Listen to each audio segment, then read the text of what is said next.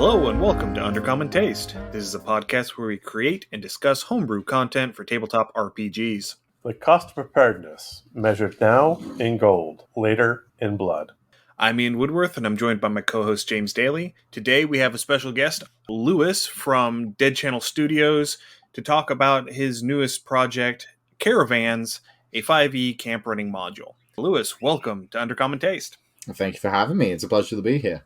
Yes, thank you for coming. So let's go ahead and start off with the basics. Who are you? What do you do? How'd you get into gaming? Those sorts of things. Yeah, so I been working with Dead Channel Studios for the last year. Before then, I worked for Dragon Turtle Games on Carbon 2185, which was a really huge learning experience, and it kind of revived my love for tabletops and inspired me a lot in terms of actually going into a direction of doing tabletop as a game design kind of career choice as opposed to doing like 3D games and all that kind of stuff, which I originally studied for at university. And since then, yeah, pretty much I've just been working on that, getting back into playing tabletops. I actually started when I was doing sort of a community gig at an arcade, and I met a couple of friends. We did a sort of game night, we played some cards, and then they introduced me to 4th edition D&D, and from there I just kind of got engulfed by the world of everything D&D and everything tabletop. Wow, I'm honestly surprised it was 4th edition that brought you into the fold. Do you know what? Very, very surprised. It was a learning curve on its own. But it was more fun just to sit there and have a laugh. Like I remember a campaign that we had where we were in a city, and my character was just as geeky as you can get. It was like a Nero. It was around about the time DMC4 had come out, Devil May Cry. And it was very much a Nero demon-slaying Witcher type deal before Witchers were a thing. Oh, well, like the popularity of The Witcher 3. I'd never heard of the series before then. It was more like DMC, and it was just really funny. We were in a city where the same day keeps repeating. And I remember that our dwarf had this power that was phallic to a degree, where the more, excited he was, the more power he got. And a dragon appeared, and he, out of nowhere, just went, I'm going to seduce the dragon. Rolled a nat 20. And because it was a nat 20, every time we repeated the day, the dragon would just have this sudden impulse, and every day he would die from, like, the Futurama meme, like the snoo. It was just those kind of things and those kind of moments in that group dynamic that really brought me into it, just the comedy. Because I was doing improv comedy, I think, not long after that. Or maybe, just about before then. And I just loved it. I just loved the kind of theatrical aspect of it and the sort of bouncing off each other. And I mean, don't get me wrong, I was terrible in combat, but now I'm a lot better at that because I have to design those kind of things. But that's after years of really studying, especially 5th edition. 5th edition is so much better. I love it. Love it so much more. And that's what's great. I mean, I'll snark the 4th edition aside, because I'll snark against 4th edition all day long. But really, being able to sit at your table with some friends, make new friends, having some fun, just laughing about something silly or some weird inside joke you create. I mean, really, that's what the tabletop experience is about. That's gaming at its core. So, yeah, I absolutely love it. Yeah, definitely. I completely agree. It was good though because I had both sides of the coin in like my first major experience because I got to see the really good side of it. But then unfortunately I also then got to see kind of the rule master, my character's this amazing thing. Our group dynamic sort of fell apart because of those issues and a lack of willing to like kind of be like, look, no, and sort of separating that out. And that caused the whole sort of dynamic to fall apart, which was a shame. And it was a while before I got back into D&D. And surprisingly, how I got the job I did at Dragon Turtle Games, which was at a funeral. Well, the wake itself, everyone's chatting and we're talking, and I ended up speaking to someone in particular, and turns out her husband was looking for people for a game. So after a couple of weeks, I ended up joining the game, not having played for quite some time. And turns out he was looking to hire someone. So did a job application, and then boom, next thing I know, I'm designing, creating, and doing some customer service for a tabletop company. And that kind of led to me doing more things, writing, editing, getting my work criticized and corrected and just scrapped to learn what I needed to be doing and how I needed to be writing to be able to create the stuff that I do now. That's awesome. I mean, having that whole experience, one, that balance is something that Ian and I have talked about in many different forums, which is a huge part of any game. And then two, I mean, the experience that you just have to have of being able to do this professionally, that's one of the hardest things to do, is to tell a person, you know what, you've got a good idea, but the rest of this sucks, and even being able to hear that constructively and being able to fix and work on that is such a huge component to anything of quality. And it is a hard lesson to learn. Definitely. It was hard to receive it. It wasn't just oh, your work could be better. It was like, this is terrible. Like, it was straight up. I owe so much credit to my mentor and my boss and a friend, because without his feedback and his criticism and his honesty, and without the direction, because obviously I studied the whole games design aspect. So, someone who's played video games for years, I knew sort of the idea of balance and creating things even and play testing and developing. And I started to learn things like 3D coding and all that sort of stuff. But when it went to doing a tabletop, it's completely different, because not only obviously do you have to be able to write and write well, you have to then be able to format that correctly and have the information in a way that the reader's going to be able to read this. Like, I have not been playing for a long time. And I don't say that I'm the most amazing GM ever, because since writing, I've slid into that role of GM as opposed to player, which is a shame, because I'd love to be a player again, but it just is one of those things I can't dedicate to or get back into. But there are some GMs out there and DMs that have done this for so long, but if I said to them, write me an adventure series and format it and get edited and get artwork, they wouldn't be able to do it, because obviously the money that it takes to do something like that, but also just the pure dedication and work and all those kind of other bits that you'd need to be able to do that. Yeah, and speaking as someone who is frequently on the other side of that relationship from my day job, because I am an editor for a publishing company, it's not a whole lot easier to give that. James, I think he's being attacked. Yeah, that is my bulldog. Give me a second. I'm going to grab her toy. She knows exactly as soon as we start. No, that's cool. Do you know what? I wish I had a pet. It's been so long since I've had one. I always really enjoy having like a familiar, and I think I definitely want to do more stuff like that. Like, I kind of did this thing in the adventure series for Caravans, which had this kind of, it's never meant to be political, and I never want to, but it has quite a kind of heavy influence on the environment, but it's very much in like a magical sense, and there's no real wrong or right choice, just a story that develops and has kind of a theme around it. And like, I'll go into that more later, but I'd love to do a story more relayed onto the idea of like familiars and pets. And I'd love to do a module for that, having pets and having like creatures, but I'm not sure if there's really something for that with 5th edition D&D right now. 5th edition familiars and pets, particularly with the rangers, that's one of the areas where 5th edition has fallen kind of flat, in my opinion. If you can get a good Beastmaster Ranger fix, yes, that will sell like hotcakes. Do you know what? I might have to look into it. It's funny, because when you're doing stuff like this, you have to really take into consideration what you can do and what you can't do. Obviously, I could create whatever I want, as long as I'm not copying what they do, and I can use things within the book that is licensed in their open games license, which is the document that basically has a ton of stuff. It has a bunch of monsters in there, and there's things that you can write and use. And obviously everything in the Curse King's just an adventure series, a big 6-part new world, new module. You've got the Royal Unicorn, which is a tavern running module that uses everything in the game, and then it has its own little renamed things just to help separate that from the game. And then Caravans was essentially a much bigger, better, and more expanded idea upon Royal Unicorn. And then the GM's Toolkit was just literally a book of encounters, random encounters to help you like plan your sessions. That uses everything in that open games license. So, it's just literally using your imagination then to sort of go a step forward with that. Absolutely, yeah. So you just brought up the topic of random encounters. One of the big selling points that you had in Caravans were your table of 80 random encounters for your caravan or your camp. So what is your overall opinion of random encounter tables? So I think it's really good. You don't want to be saying, hey, here's a list and this is what you have to do.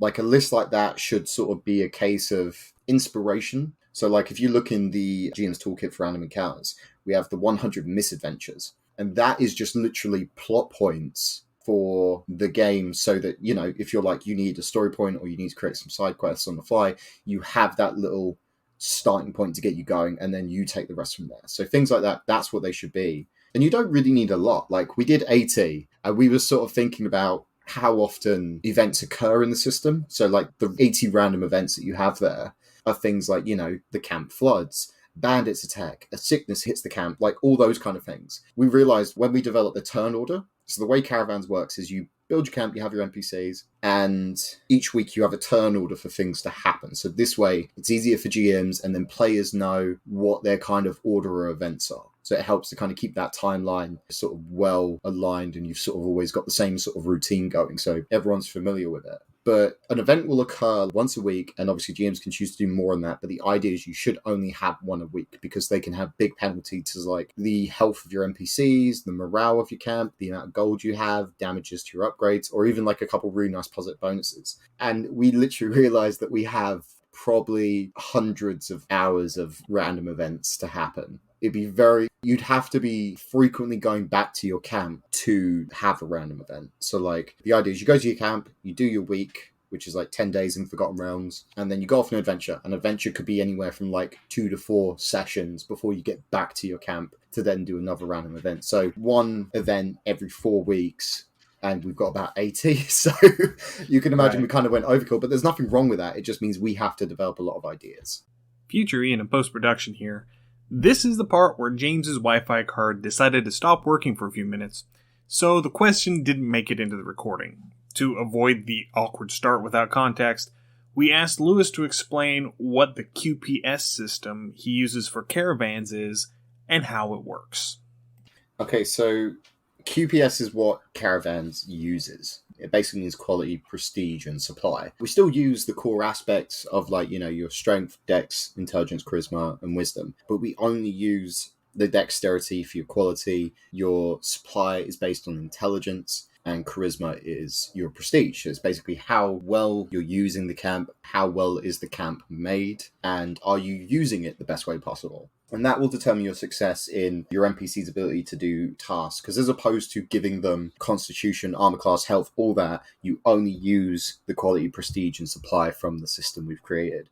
It helps limit the amount of things they've got. Like, you shouldn't really be involving them in combat. And if you have a group of players that ever kind of are like, oh yeah, we want to bring them on an adventure, they are just considered very baseline, simple NPCs that will die. And if your NPCs die, it's going to have a major effect on your camp. So, we kind of use QPS as a way of keeping things simple and easy to manage. I like that. So basically what we're going to be using Caravan for, if we pick up Caravan, it's going to kind of be like a downtime module. Is that correct? Exactly. Obviously, it's not just to pass the time, like investing time into your camp and money and really managing it well. It's going to end up giving you benefits in the long run. So you can, for instance, your camp can essentially generate supply. So imagine that you are literally playing a game like Stardew Valley or Red Dead Redemption. You're putting money and stuff into it so that you can get things out of it. Like the kind of stuff that is game affecting. So like, for instance, giving players health potions, all that kind of stuff is something that requires high rolls, and it requires you to have put a lot of time and upgraded your camp quite a bit.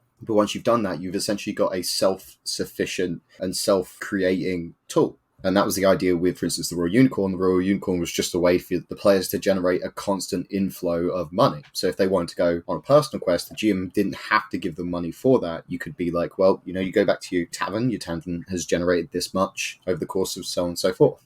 Okay, I can totally get behind that. This kind of reminds me, have you ever played the game Pillars of Eternity? No, I have not. That was made by Obsidian Studios. It came out, I think, 5 or 6 years ago now. But they actually have something kind of along these lines where you go and you finally get like a castle build up. But as you put more money in, as you adventure more, you start bringing in things like merchants or craftsmen or things like that. So like these people could either like one, just give you money from stuff they sell, or if you found reagents out from one of your various campaigns or missions, you could bring that back and they could craft things for you at a discount or however that works. And you mentioned Stardew Valley, so it does kind of have that, or even that Fallout 4 base building kind of feel to things, which I think I see it very popular in a lot of video games now. That's definitely lacking in a lot of tabletop campaigns. Yeah, well, definitely like the inspiration from stuff like Mass Effect and Dragon Age, which is a series I absolutely love and adore. And I always enjoyed coming back to camp, talking to my followers. And this gives that kind of standard Lord of the Rings fellowship following Dragon Age kind of feel that you are really the heroes and people are so inspired by you that they're willing to go live out in the woods under the pouring rain to help you and support you in your adventure. They're not just going to blindly follow you, though. Obviously, you need to do more than just be there. You need to be coming back to camp. You need to be keeping their morale up. Like, if morale goes down, like you get massive penalties to rolls. So it's always worth doing that. And then there are roles in particular. So not roles as in ROLL, but roles as in ROLE. Like you have a cook, you have a trapper, you have a herbalist, you have a leader, a trader, essentially a stable hand that looks after the horses. And those NPCs in the game, and this is why we kept it simple, is because they can get injured. Like they can do a task, and there's some tasks that have a chance to get injured, and they could literally get anything from like a basic little like couple scratches, getting spooked, to getting colds, infections, fractures, plagues. They can die, they can lose limbs. And then there are roles in particular, like there's a kind of thing where you could lose a limb on your NPCs, but then you could get your stable hand to create a prosthetic limb to then help reduce any negative effects they might have from having lost that hand, which was important, like especially when writing. This is some big whenever you're doing stuff, is that you're ever like talking about stuff, whether it's representing a different kind of group or society or so on and so forth, you need to be able to consider that realistically, is it going to have effects on gameplay, but how are you going to not make that a massive hindrance? So losing a limb, for instance, isn't a bad thing. It's unfortunate and it sucks, but for these people, obviously, they've lost something, so it's kind of a situation of having to deal with that change. So they'll have a negative to certain aspects, but then they also have a essentially better reflex because of that trauma. So they're more aware to getting hurt. And then obviously you can completely ignore the negatives if one of your other roles supports them. So there's a big ecosystem within the system itself where the roles are sort of there to help and support and benefit each other. And it's fun because you're constantly getting modifiers upon modifiers upon modifiers because you're upgrading, improving, and keeping everyone happy. And that's how it should work. No, I love that. That sounds like a ton of fun. I do have to ask, please tell me that on one of these tables, is there like a massive kitchen fire just on one of these tables? Because I could totally see that happening for various reasons. So this is the thing, I need to crack on with the events because I haven't really got those done. Like there's 80 of those, so I left them to last to do. But I'll actually get the table up and just read you a couple of them because some of them are brilliant. Like we've done some events already and we've done the tasks. Like the tasks are fantastic. So I will be just a second in finding that. But if you guys have any other questions, like throw those at me like while I'm just quickly seeking this out. So you talked about, and you brought up this previously, that you talked about your Unicorn Tavern, which is the Tavern module that you released before this. And I've noticed on your Kickstarter, you do reference this as well. Is that a completely like separate standalone module, or can these two work together in conjunction? If they do, what's your difference and similarities? So Royal Unicorn was just the simple idea. I definitely think Caravans is a massive, massive improvement on the system. I think Royal Unicorn kind of pales a bit in comparison to it. Like, they're completely two different levels of the same thing. Like, I spent a lot more time working on Caravans and kind of creating the idea because I'd already had hours upon hours of work already done for me. It doesn't mean Royal Unicorn is bad. It's just not as involved as Caravans is. If you're ever going to go back and use Royal Unicorn and just use it as it is, it will work. It's just a fun, simple thing to kind of have players be able to run their own tavern and sort of just have a bit of fun with it. But if you wanted to, I would love to take the system of Caravans and reintegrate that with the theme of the Royal Unicorn. So you're basically doing the same thing, like you have your morale, you have your employees. They can get injured doing tasks and stuff, because tasks isn't even something that's in the Royal Unicorn. In the Royal Unicorn, you just have events and then you have your weekly bills. So each week you generate income, and then every third income roll, you then have your bills, which is one roll times 3. So you've got to hope that you've made enough and you've done well enough and you've improved your camp enough that you're making more than you're losing. It's the one time you don't want to roll a 20. No. Like, it's fun. It's literally, with that one, it's simple. It's basically for every plus modifier your tavern has, that's an additional D6 that you roll for income. So you have the QPS, so quality, prestige, and supply, maximum of +5 on each. So you could potentially roll 15 D6s for income. And then obviously when you get to your outgoings, that would be 3 times 15. But then you would have upgrades and perks that your staff would have and the tavern would have that would reduce those amount of dice. I love that. That sounds a lot of fun. I just want to see, like I said, the giant troll with, the insurance racket, hey, we never know when you might have an accident. That kind of thing. No, so this is kind of like an Adobe Pro type feel with these, so it's kind of like, no, I'm really liking that you took this idea and kind of grew it up a bunch. So this sounds really fun. Definitely. The troll is the person that is doing the insurance fraud because he goes in and he gets hurt. Yeah. and then files the claim Files a slip and fall. and gets yeah. Yeah. But because he's a troll and he has regeneration, he's fine in like a week, and he gets I got better. and then he goes and does it to someone else. I'd imagine he's wearing like a fake cast, and he's got a crutch, and then the prosecution's just rips it off, and he's like, my neck, Full regeneration. I'm okay. I got better. Kind of like bringing some Monty Python there. She turned me into a newt. So I just got the NPC events and tasks up. So the way it works in a task, so for instance, you have, I think it's about 6 roles now. We added maybe a 7th, or we might have added a 6th. But the one we added was just the guard role, which it doesn't include any NPCs. You basically can buy guards, and any events that would include having guards there to defend can basically help give you another couple plus modifiers. So you buy those guards, and they can either quit or get killed, etc., and it's all kind of in a section of the module.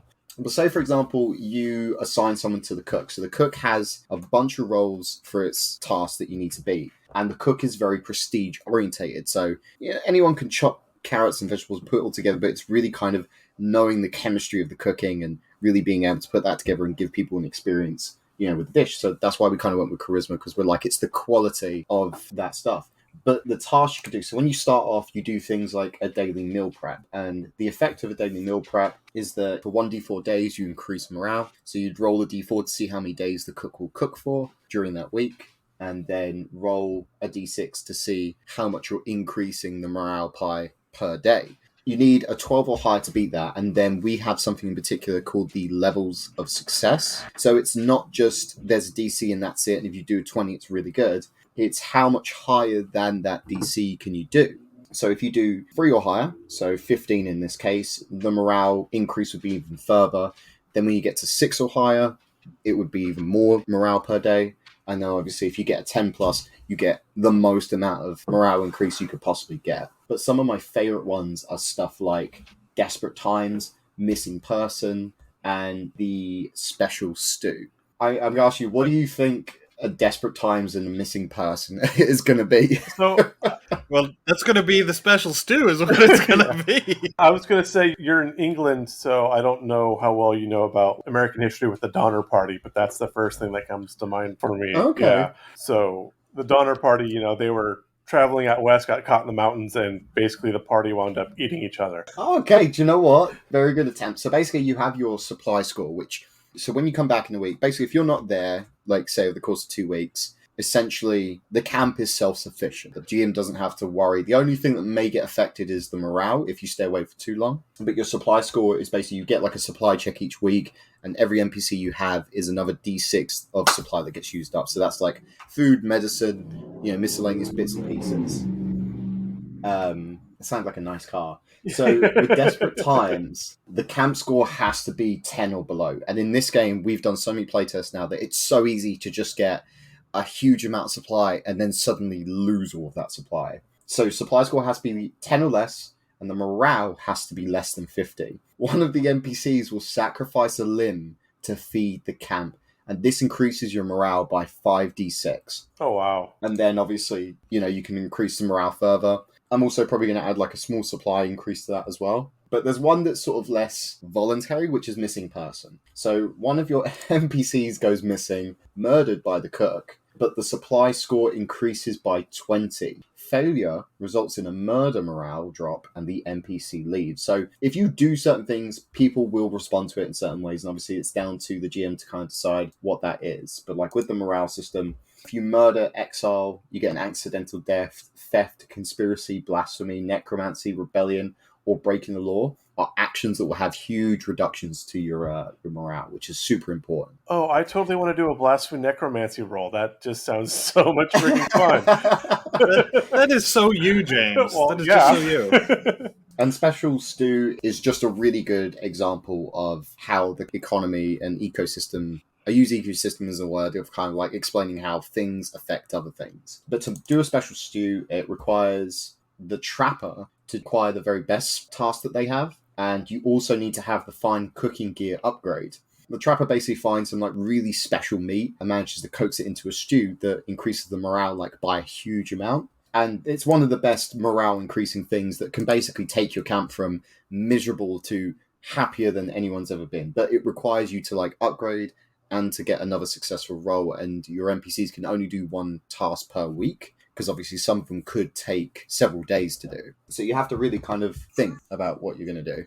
This sounds a ton of fun. Now, again, because we do have a slight culture divide, did you have the children's story Dragon Stew or Dragon Soup growing up? I do not. I feel like I remember it. The king was wanting dragon stew, but nobody knew how to make it, so the cook went and found a dragon, and the dragon was like kind of brought in a bunch of stuff and taught people how to make this really good soup. And so, you're reading the book, and you're thinking that they're going to kill the dragon and throw him in the soup, but the dragon actually teaches them how to cook this big fancy meal or whatever, kind of like that. I kind of see that as one of these fancy stew type things, which, again, sounds great fun, because it brings back some fun childhood memories. You've got some time for some laughs, some fun. Like I said, I'm really liking how these mechanics are sounding. It sounds like a ton of fun. Oh, the playtests have been hilarious. I've never laughed more in my life in a session of D&D. Like, there was one playtest session I did with... This is the thing, you can do it with literally, like, we do some with just one people, so we can see how they kind of think as a group collective, and then we kind of do ones with group collectives, so we can see kind of how the individual to the group responds, and if it works with smaller numbers. It does really well. But there was a playtest where one of the NPCs just was doing absolutely terrible every single week, and the camp was just struggling. And one of the players just developed this pure hate for this character. And that's where they were like, they wanted to murder the character because of their insolence. And so that's where we had to develop the massive morale drops of murder and accidental death. So it's like, okay, you want to murder him, you can murder him if you want, but, do you want to be subtle about it? And he's like, well, I'm going to make it look like an accident. So then we had to kind of be like, okay, well, what would it be like if someone looked like they accidentally died? So there's literally this whole section on if you take an NPC out for you and they die while you're adventuring, it counts as an accidental death, because no one can really know the true story. But it's just funny, like, we tried to take into account everything, whereas the Royal Unicorn just kind of had the basics for the kind of mechanic of that. It didn't have any of the sort of flavour and the extra stuff that we put in there, which is why I did Caravans, because I wanted to do something really cool. And it just kind of, people loved it, and it blew off and it did really good. And everyone loves it. I've not done a single playtest or shown people the playtest files. I'll have to send to you guys as well, and like, you, by all means, feel free to play it and give some feedback. But I've not a single person's kind of been like, it's okay. It's been such overwhelming and positive responses. Yeah, no, this is sounding like a ton of fun. I'm super excited. So when are you planning on actually trying to get everything rolled out? Do we have a timeline? So March 2022 is the deadline that we set. But overall, the studio has a really good track record for being on time or early, actually, in fact. And I'm not saying that to set any false hopes, but ideally, I would like to get it done as soon as possible. And that's not a case of rushing it. It's just being efficient. So far, everything is written. Caravans has been edited. All I've got left on my list is editing the 3-part trilogy that we unlocked, finishing the remainder of the tables, which is just... I think actually someone finished the NPC list. Yes, that is done. So the only table we've got left to write is the events one, which is the biggest and longest one we've got to do. So that's obviously going to be a bit of time. We've got to lay out all the work and then send it out to the playtesters and get some feedback from them as well. And then once we got the sort of feedback from them, then we're going to release it to the rest of the backers, because we set up like a specific playtester pledge. And there wasn't like, you pay extra to be a playtester. It was like, oh, you can do this pledge and you'll get some more stuff for the same price it would cost you to get those things anyway. But, we're going to treat you as you're interested in playtesting. And we got quite a few nice responses from there. So there's a nice big group to kind of send those out to get some feedback on those people and then just sort of go from there. So hopefully soon, but yeah, we've really managed to get a lot done. So I'm hoping before March, way before March, but that is kind of the set deadline. And then once this project is done, people will be able to get this on our next Kickstarter. So we don't have anything set up in drive-through. We don't have anything on the website. Everything is set up on our Kickstarters because not only do we want to continue making stuff, but we want to make sure that those projects are making as much as they can. And this is a really good way to encourage people to obviously try and get some of our other stuff and also allow us to, make projects as good as they can be. So yeah, if anyone wants to get stuff, they'll be available on Kickstarter. Now, looking at your Kickstarter page, I noticed that it looks like as of last night, you hit your 10,000 pound goal, which sounds really, really heavy. And for the people listening at home, that's a little more than 14,000 freedom bills. which is just enough to get an ambulance to take you and drop you off at the hospital and then leave you to walk home. I was going to say, you might be able to buy an inhaler with that much. Yeah. No, honestly, do you know, with Caravans, we were only expecting to make about £5,000. I was pushing for 5. That was the plan. And then it just kind of skyrocketed and just did crazy well. And I don't know what I did right. And hopefully, like I said, I think the big thing is now that we've got such an established amount of projects like the Curse King, Caravans, the Royal Unicorn, the GM's Toolkit.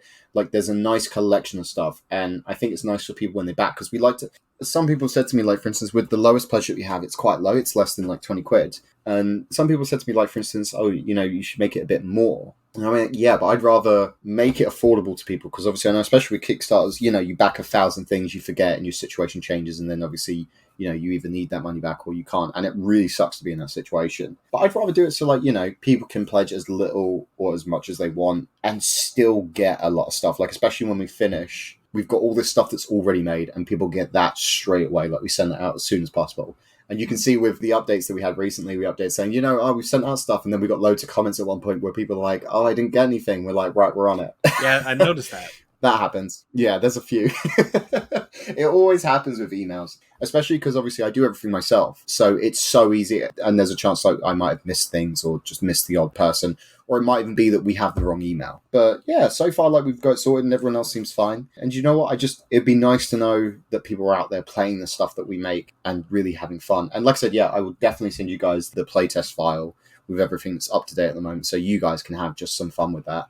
So with all of this, with your Kickstarter and your backing, I love how you're doing that. That's very organic. It's very grassroots. But with that 10,000 pound goal, you had said that you might be hinting at a new project. Do you have an inspiration for that? Do you have an idea of which direction you're going at this point, or is it still kind of up in the air? Yeah, so definitely, like, that's something we're releasing. Like, it's just a small demo to show off to people what the ideas are and kind of see how they like it, which is going to be cooking by the campfire, which is basically adding a brand new skill to 5th edition D&D, where kind of like an alchemist, you can create dishes. And you know how Final Fantasy, I forget his name, where he's like, I've come up with a new recipe. Basically being able to be that guy and creating these really cool dishes and actually trying to find those ingredients and making them. And they'll actually have an in-game benefit where it's kind of like taking potions. But the mechanic of it is going to be that, like, you know, you can cook the food and it will be food, but you have to be...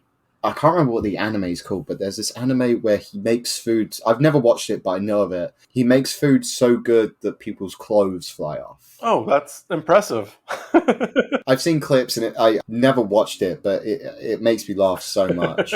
And I was like, that was a small inspiration for Cooking by the Campfire, where it was like, imagine making food so good that you essentially gave the equivalent of like a spell or like temporary hit points or all that kind of stuff. And it's just, you know, if you don't want to have anyone in your group that's kind of a magic user, you can do that. And you can use Cooking by the Campfire to be like, you know, I want to go gather ingredients and I want to be a herbalist and I want to cook food. And like, I love snacking during a game. So having food is just a bit of pizza, whatever, and Cooking by the Campfire. But saying that, since then, obviously certain things have come up where they've kind of inspired new ideas. And one of them being, I haven't spoken to anyone else about this at the moment. It's literally in the sort of the beginning stages of development. There's an idea for something similar to that of Squid Games, which I know everyone is probably going to be doing in the next 6 months or so. But it's kind of, how can you take that idea and make it different? And I came up with, if you guys are interested in hearing, I can... Oh, yeah. Yeah, I'd love to hear it. So basically the idea is that I would create a deity or a god of grief and despair. So it wouldn't be physical money that people would want, but emotional debt and despair that they would build up. And this god essentially feeds on that kind of thing. So he lures people into his games, his little games for them to sort of place their soul on the line. And if they survive his games, they will get, you know, sort of eternal happiness. They'll get the thing that they want that's going to sort of help them alleviate that debt, that despair, that stress. Whether that's like, you know, if they're struggling with money and their family's poor, then like, you know, they're going to want money. Or if it's like, you know, they want the love of their life. It's like basically he's going to grant their wish. But chances are they're going to die. And this would be sort of a module that you could do where the party gets invited to the game and they basically have to lead these souls through this series of rooms that will have different challenges in each room, different kinds of traps to add to your game. So you could take the traps from this game, for instance. Like one of the ideas for the game is you go into a room, and the room has a grid, and you have to unlock the sequence, so you have to figure out the pattern to be able to get to the other side. If you step on the wrong one, you activate the trap, and there'll be a series of different traps within the book. So GMs can not only mix and match the modules of rooms that they play on, but they can also change the traps and obviously create patterns. So there'll be like a bunch of template patterns for people to use, but then GMs obviously can come up with their own stuff and utilize these traps in other aspects. And basically the souls will be under your command. They're kind of mindless to a degree, but if these souls die in the game, their physical bodies become completely comatose. They're dead, they're gone, their minds are obliterated, their souls have been consumed by the maze and by the god himself. And there's going to be different rooms and such, so there'll be like, for instance, the grid room, there'll be creature encounter rooms, there'll be death rooms. So like, for instance, you have to say it's a 5x5 grid of rooms you have to get through, and you have to get through to the exit. There will be some rooms that are just instant murder machines, and you have to think, right, I'm going to send 10 souls into this room, and it might be that it's pressured to only kill 15 or more, or it might be that it's a completely normal room. So you have to kind of get through the maze with as many souls as possible, and the more souls you get through, the bigger the reward the players get. But obviously the whole thing's designed against them so that they're going to be losing souls, and they have to sacrifice these souls to be able to do that. And that's kind of the idea based on the sort of whole aspect of Squid Games and those games, and I think it would be so fun to make. But Cooking by the Campfire is definitely on the table, and we definitely will hopefully be doing all of these. Yeah, that sounds a lot of fun. That sounds like a great Feywild or Shadowfell campaign would be a great setting for either one of those. Yeah, that's the thing, like whatever people want to put it into, we just give them the tools to do what they want, and they have the freedom to kind of go wherever they want with them. I can see that being something that you would run into with the Ifrit in the Plane of Fire. Oh, yeah, definitely there too. That would be, yeah, absolutely. All right. I think I'm done with questions. James, do you have anything else? The only other question I had is, with this, I know we've talked a lot about 5th edition. Is this particularly for 5th edition, or do you think you could possibly port this to something like Pathfinder or another D20 type system? So especially like the format with something like GM's Toolkit is designed for D&D, but the sort of way it's designed is a really good template for GMs to be able to organize and create encounters that they can use for their own games. So if people want to take the idea and use it for their own personal stuff, they could do. But something like Caravans is sort of system agnostic, and that's why we created and used the QPS system. So you would only really need to, pick 3 different skills to put in there, and you then would only really need to rework the dice based on what your system and your game would require. So a little bit of legwork, but yeah, you definitely could. Excellent. That's great to hear. This is why I didn't want to make it dependent on the system. I wanted it to kind of be like free of the chains a little bit, because I'm personally not going to sit there and create a Caravans camp running module for 5th edition Pathfinder Warhammer 40k. If people want to do that and they want to use it and they like the idea, they can go with that. Like, we had someone review the GM's Toolkit, and they were like, the way they've done this is a really good format for you to develop encounters. So like, GM's Toolkit has encounters going all the way, if you get the full limited edition, from levels 1 to 12. And that should be enough for you to run like a decent amount of encounters at that level. All right. Well, I think we've reached the end of the interview portion. One of the things that we like to do with our guests is go through our Monster Mash random table and create a monster on the fly. Nice. I like it. So if you are willing and you've got some dice. Yeah, definitely. Let me get my little dice box as well. All right. I've got too much dice. This is the problem. I mean, who doesn't have too many dice? I have parsed mine way back. My wife actually got me 2 Christmases ago now a really nice dice set. So that is my main dice. But there used to be some game shops around here where you could purchase the 1-pound bag of random dice, and that was just always on. Well, this is my miscellaneous big bag dice. Are you ready? You might hear this. Oh, nice. I could pour this out, but a meaty thwack. A meaty thwack. But I'm actually going to use some really nice dice that I picked up from Dice Goblin. Not to plug them, but they're a UK-based dice company, and they're just brilliant. Like, I love the sets, and they're like pretty decently priced and stuff. I actually got my girlfriend some really nice ones from there. I'm going to use some new ones I got that I think are called Party Glow or something. They've got confetti on them. Oh, sounds fun. And they're fun and they're funky. I've got blood cover dice, I've got some wormwood dice, all sorts. Right, I'm ready. I've got my dice. All right. So first roll, we're going to need a D4 for its mode of locomotion. Okay. Right. Now we're going to find out. I've never rolled these dice before. Now we're going to find out if they love me or hate me. That's a 4 on the dice. All right, so it swims. Oh. Okay. All right, next is going to be a D6 roll for what does it eat? I'm curious. That's a 4. A 4? It eats fruits/vegetables. That's interesting. So it swims and it eats fruits or vegetables. Oh, I'm interesting. seeing something along the lines of like a sea cow or a whale. A sea cow. It's just a hippopotamus. It's Yeah. a seal. It's a vegan seal at this point. Yeah, there we go. All right. Next is going to be a D8 roll for size. Oh, come on. Be humongous. 6. 6, it's going to be huge. Hey! Give me a second. Hold on real quick. Is that a vegan seal that I hear? That is a boxer. But hold on. Hey, Eli, you're not helping. All right. So I'm going to continue on while we wait. I actually just reworked this a little bit. So the next is going to be another D8 roll for its social organization. Interesting. I love it. That's another 4. Wow, this really favors 4s. Okay, so as a 4, this is a family social construct. So it's got a matriarch, patriarch, plus offspring. I love it. It's great. All right, I think I'm back again. It's a crazy day. Day of madness. So we just had a D8 roll for social organization, had a 4 for it's a family unit, so matriarch plus patriarch plus offspring. Okay, so yeah, I'm still seeing like a pot of orca. Yeah. I'm still going with vegan seal. Okay, that totally works. All right, next up, this is going to help a D10 roll for the number of limbs. Oh, good lord. Okay. That's 3.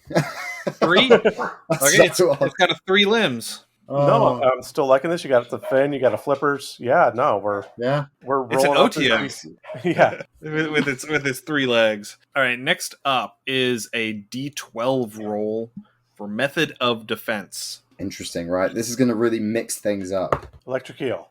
9. 9. It has a spear limb. Ooh, I'm loving it. I'm loving it so far. Okay, so we're kind of like a scorpion tail. Or swordfish. Yeah, swordfish or like swordfish, a marlin. Yeah. Like, so it's vegan. So I'd imagine it eats like maybe algae? It could, yeah. Algae, coral. So it's quite a pain in the ass, to be honest. This creature is a menace to society. Its family roams from place to place, eating up all the coral and algae. In fact, it's actually a massive issue for sort of sea life. And these guys are quite jerkish, but they'll happily defend themselves. And they will do some serious damage with their little appendage. And I like it. So we got like this invasive species type thing going. Yeah, that's what I'm thinking. And it's big. It eats a lot. So it doesn't, it's not trying to be douchey. It's not trying to be mean. It's not trying to do damage. It just eats such a large amount. And there's so many of them that it ends up doing damage. No, okay. I can feel that. I can see it being in an environment like a mangrove swamp. And it's using this spear limb to, unearth the roots and topple the mangrove trees into the water so it can eat the mangrove trees. I'd imagine it also has built a habit of capsizing ships because either it's so big that it could eat the wood and, it quite enjoys gnawing on it the same way that a panda eats bamboo. But it tends to like eating the fruit and veg on some ships that may pass by. So sometimes it's a bit of a gamble and they end up with, tummy aches. But maybe it's learned that, if it can sink a ship and you've got like the stock barrels and it's learned to kind of like break into those. I would almost see this as sort of it accidentally disrupts shipping. Probably, And the sailors have started feeding them. Like, whenever they go through and they know that they're going through an area where these things are, they will just chuck a couple of barrels of fruit off the side of the boat as a distraction. And so now they have learned to associate ships with food. So, like, in the same sense of, you don't feed the bears when you go to the park. Yeah. For this reason. I love it. Like I said, they're not jerks. It's an unfortunate combination, and God has forsaken them, or their deity. It's like, I'm going to make you big, I'm going to make you hungry, and I'm going to really let you mess things up. All right. So now you're describing me, thanks. Well, you did come in here and start chatting about chicken, so maybe. All right. Next up is a D20 roll for quirks. Oh, this is it. This is really where we're going to learn the final piece of the puzzle to solve the murder mystery. That is a 15. 15. Roll 3 more times on the D12 chart. So the method of defense chart. Oh, okay. So it gets more things? It gets more things. Oh, I love it. I love this so much. This is so useful for like making actual like creatures and stuff. I just did a couple for the adventure series, and it was all based on like these plant life type things. So we created the Baleful Bell, which is basically like a big kind of bell piranha plant type thing that doesn't need to eat meat to live. It uses photosynthesis. It just enjoys the suffering of its victims. Very evil. Then you got the Vile Vines, which is kind of like a Demogorgon. We're talking about strange things. A Demogorgon-inspired vine creature, and then there's a better version of it, which I can't remember the name for it. I think we called it the Vengeful Vine, which has basically grown around the corpse and uses armor from the corpse to defend itself to further improve its ability. And then you've got the Mushroom Brute, which is a giant fungal mushroom brute inspired by The Last of Us, and it can generate these small little kind of Half-Life head crab type things. And then the Baleful Bell can also do a similar thing and create like these Venus flytrap mouth kind of head crab type things. And then we have the Vine Dragon as well, which is a dragon made of vines. And yeah, that was everything in that adventure series. So they were really fun to make. But anyway, back to serious business. I rolled a 2. A 2 has a bite. Ooh. So yeah, it bites and that, stabs. That makes sense with what we've gotten so far. Right. Yep. What else do we have? We got 2 more. Okay. 7. No, 1. 1. 1. 1. 1? Yeah, Pincers / claws. Oh god, these guys sound horrible. These things are great at just like peeling back planks of ships or barrels. That's kind of, they've got that spear appendage and they kind of just rip things open. I'd imagine they see it as a big pinata. They kind of dive in, puncture the ship begins to sink. They then sort of group together, hold the ship, and start ripping away at the innards of the ship. Yeah. And again, they didn't mean to. They just think that that's where the food is now. Right. So they ram the ship with this spear appendage on the front of their face to give them a spot to get a handhold with their claws. Yeah. It's like an anchor. Like, this is the thing. Like, they're so big, I don't think they could be in like mangrove swamps. They'd have to be in oceans. Yeah, this would have to be a shipping line. What kind of fruit and veg would you find? Like, they're going to eat algae, coral, and just fruit off ships. And if they're doing coral, the claws make sense because that helps them break apart the coral to get to the bits on the inside. Or likewise, you've got the kelp forests, so you have that really thick seaweed. Okay, yeah. Right. One more? One more. 11. 11. It has spines. Oh, God, I'm not sure how I feel about that. It's such a mismatch of things. I'm thinking, like, almost to a degree, giant lobster, like, shell-like creatures with huge, slim, swordfish-like noses. Their pincers and their big sort of, like, claw, like, jaws. Like, you know how the jaws on a crustacean kind of sort of opens down and sort of moves to the side? I'd imagine that they have something like that. And it's kind of like the same way they have sort of what are they called? Well, when the ship gets those little shells on the bottom. The barnacles? Like barnacles, they like kind of their skin is almost to a degree like that. Like a giant whale skin, but covered in mostly those. Yeah, I could see that. Or, again, it could be a way to actually attach to the ship, because if they're slower, this way they could actually carry with it while they're ripping into it type thing. Might be how they rub off the coral. They just kind of rub their bodies against it and itch a scratch and then get something to eat. Okay. And I could actually see having colonies of barnacles on them because, as big as they are, they've got to be messy eaters. Oh, absolutely. Well, they might even be self-efficient. They might just eat off each other, thus the family dynamic. Okay. It might be that they get small shores of fish growing on them. They might not be the menaces we make them out to be. We might just be making them into bullies because we want conflict. They might be self-sufficient ecosystems of their own. They're so big that you can literally find corals on them. And they have these small fishes on them, and they tend to then rub on each other and scratch away and, peel those corals. And, they might have this quite, rich, oily skin that helps to grow them. They become self-sufficient and they cause no harm. In fact, they create homes for fishing. So it'd be like the rhinoceros and the tick bird? Yeah. There you go. Okay. Let's go with that. Sharks and remoras, yeah. Yeah, I could see that. The thing I absolutely love is thinking about an actual encounter in D&D with this, because I did one in particular. In fact, when you play the Cursed King, I won't give away too much, but there's an encounter with a giant sea creature, specifically a Plephiosaurus. which I went to the Natural History Museum in London and learned that that one was not as big as I had made it out to be, and there were actually bigger versions of that creature, which is basically like, I don't know if you've ever seen what they look like. They're terrifying, and for me personally, I have a massive fear of deep water and sharks, even though I love shark films. And that one was fun because our halfling got swallowed whole. And then the party managed to kill him. Like, they had a ship and they were fighting on the ship and everything. And then they managed to get to shore. And he managed to climb out of the head through the eye. So it was just brilliant. And it was so much fun because, you know, just how do you fight a huge creature in the water? It's very difficult. That's the answer. I like it. So with these, I'm kind of seeing like maybe some ships that pass toss in barrels as food. Maybe if you see these things for a lot of people, it's a good omen. Yeah, maybe. Like I said, they're not the bullies we make them out today. So. Right. And the others, like if they think, hey, this is like a whaling type thing and we can harvest this thing, then maybe you piss them off and they can just wreck some stuff in their own defense. I reckon, like, you know the way that whales are... Is it great whites? What are they called? I forget. Sperm whale? Yeah, like that, sperm whales, and the way dolphins are, where they can be brutal. They are monsters. Dolphins are horrendous creatures. But by and large, they'll leave you alone if you leave. Yeah, no, I like it. Yeah. Oh, yeah, definitely. All right. So now it's time to make it weird. So I need a D100 roll, please. Okay. God, do you know what? I haven't done D100 roll in so long. You'll have to run me through it quick. I'm pretty sure it's this dice and this dice. I know you can't see it, but I believe that's correct. Yes.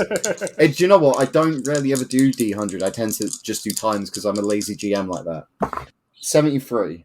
73. Let's scroll down here and see what we got. 73. It clicks in Morse code using pro signs. Using what? What? It's dots and dashes, basically. Oh. Okay. It uses Morse code. I like it. So there's the old film, The Incredible Mr. Limpet with Don Knotts. I don't know if you've ever seen that or not, but where he turns into a fish. I've heard of it. It's a guy, he turns into a fish, and so he helps the Allied naval forces during World War II by using sonar to mark the German submarines. Oh my god. But since we're having this whale-type creature, you know, with its whale song being something like Morse code or dolphins even with their clicking would make a fair bit of sense. I reckon these guys are so smart. I reckon they're a lot more intelligent than we think they are. They write on the ships. They actually write Morse code. Like, they engrave with their spines and their pincers and their claws, like markings and Morse code, like bumps on the ships. So they know which ship's passing through. So they don't use scent. They actually use a form of Morse code, whether it be they mark out, they scratch out the little shells on the ship to create like that kind of Morse code pattern. And they know which ships, so then they'll hover around the ships that give them the food. I like it. What if these are like a really early proto-dragon? That's interesting. Yeah, I can see like a proto dragon turtle. Yeah.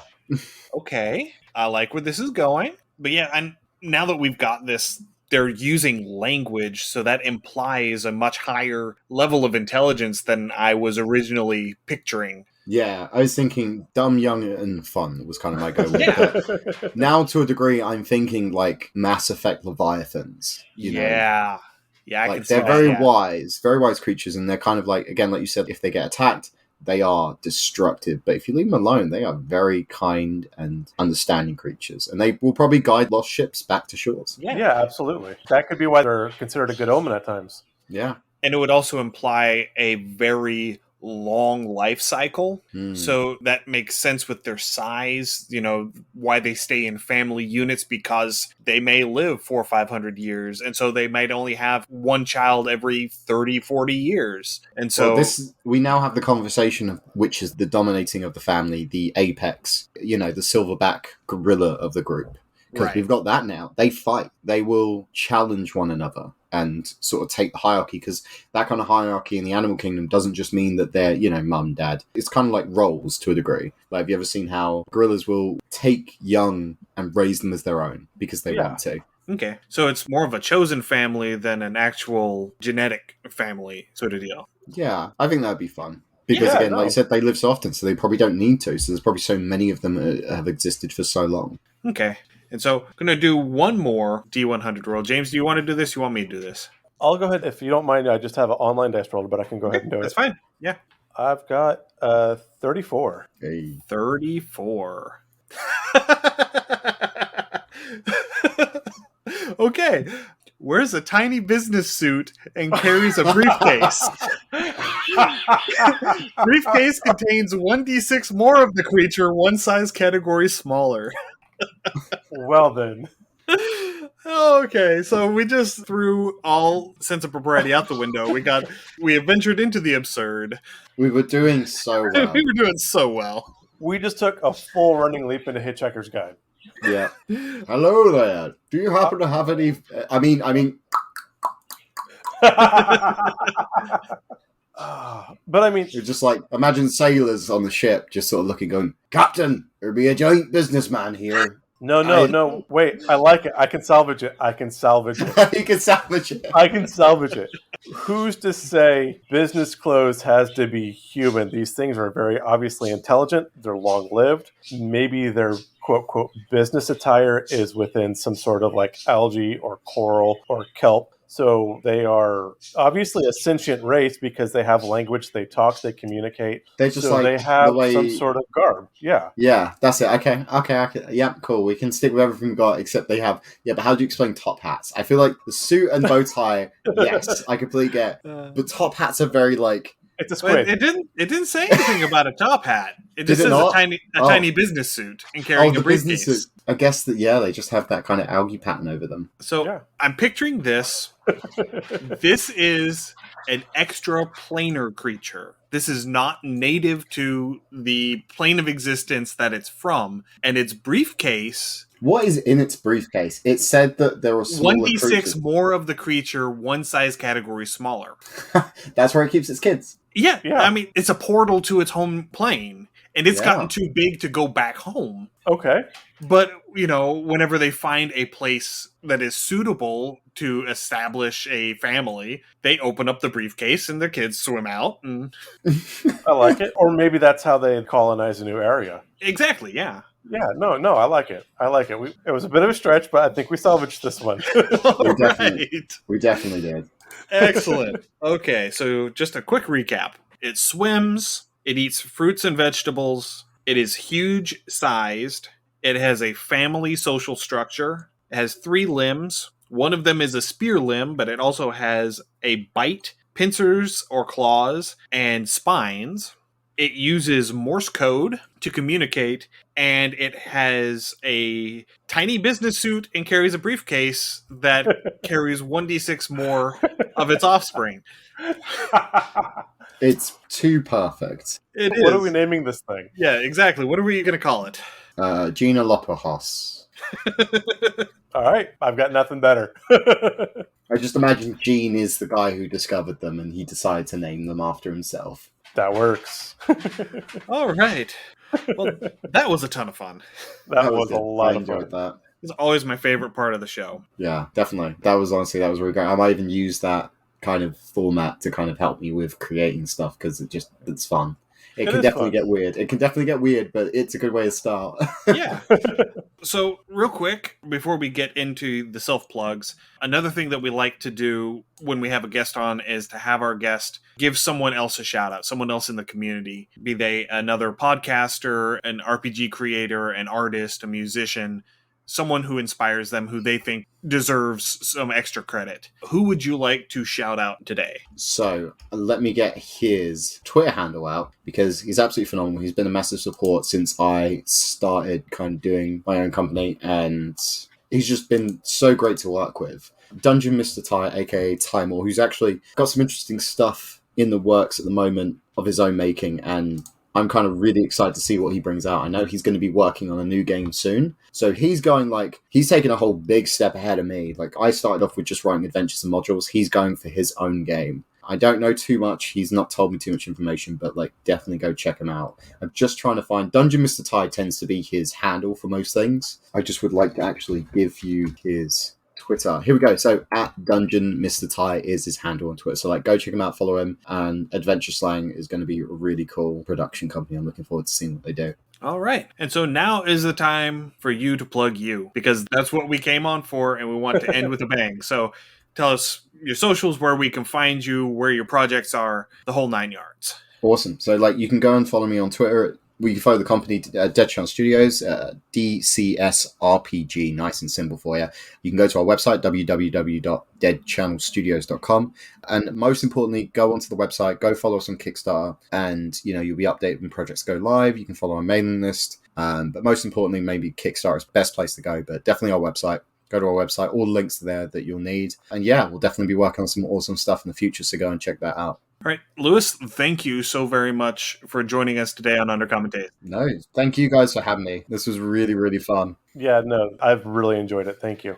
Right. And thank everyone for listening today. If you have any comments, suggestions, or ideas for future episodes, please send us an email, undercommontaste@gmail.com, or send us a direct message through our Twitter account @UCTHomebrew. I'm still doing our Shakespeare and Insult page-a-day calendar-inspired roleplay prompts 6 days a week. They get put up on the Twitter account and then cross-posted to our Instagram and Facebook accounts @UndercommonTaste. We are on Patreon, patreon.com/undercommontaste. All of our write-ups go up on our Patreon account. We recently released the Ratatosk, which we talked about in our Beastlands episodes, as both a monster that you can use at the table and as a player race. That is a patron exclusive, so if you're interested in that, go check us out and become a patron of the show. We're also on Discord. The link for our Discord is in the show notes. Please come over and join us and chat with us. I'll definitely be joining myself, so I'll be looking forward to sort of chatting and meeting some people there. Excellent. Awesome. You can find our podcast wherever you find your podcasts. As always, give us a rate and a review. This helps increase our visibility and lets us know what you want to hear more of. Thanks once more for listening today, and we will see you next week whenever we dive into Easgard as we continue our planar travels. Happy gaming. Thank you for joining us for another episode of Undercommon Taste. If you enjoyed what you heard, please pass it along to your friends. If you have comments, suggestions, or ideas, you can email them to us at undercommontaste@gmail.com. If we like your idea, it may make it into a future episode. You can find us wherever you find your podcasts, and we would greatly appreciate any likes, ratings, and comments you could provide. Find us on social media. We're at Undercommon Taste on Facebook, Instagram, and YouTube, and on Twitter at the handle @UCTHomebrew. If you would like to help support the show financially, please visit our Patreon page at patreon.com/undercommontaste. Our theme is Massacre Anne, written and performed by Mary Crowell and used with permission. You can find her online at marycrowell.bandcamp.com or on Patreon at patreon.com/Dr. Mary C. Crowell. Thanks again for listening, and stay safe. You'll hear from us again soon.